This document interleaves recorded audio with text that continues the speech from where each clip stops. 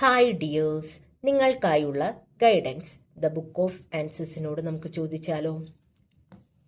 Divine please guide me. ഈ video കണ്ടുകൊണ്ടിരിക്കുന്നവർക്ക് എന്നിലൂടെ ഒരു ഗൈഡൻസ്, ഒരു മെസ്സേജ്, ഒരു ക്ലാരിറ്റി, ഒരു ഉത്തരം നൽകിയാലും.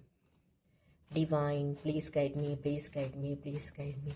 Divine please guide me, please guide me, please guide me. Divine please help me, please help me, please help me. Take a chance.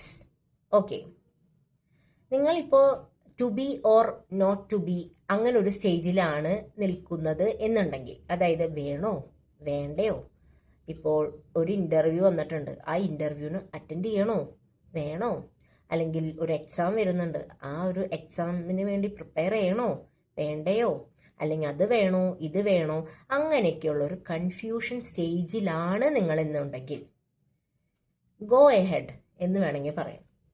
Attempt ചെയ്യുക.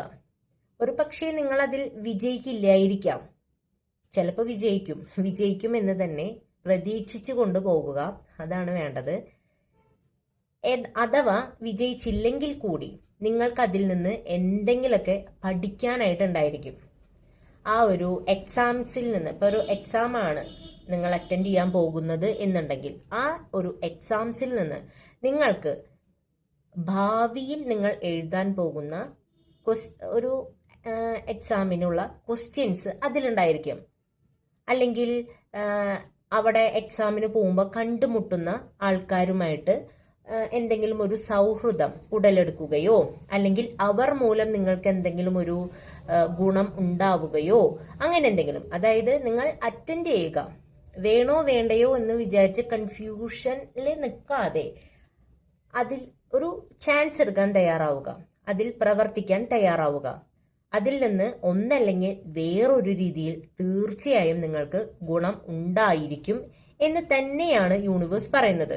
അതിപ്പോൾ നിങ്ങളുടെ സാഹചര്യം അനുസരിച്ച് എടുക്കാം. ഞാനിപ്പോൾ മനസ്സിൽ വന്ന ഒരു എക്സാമ്പിൾ പറഞ്ഞു എന്ന് മാത്രം. ഇപ്പോൾ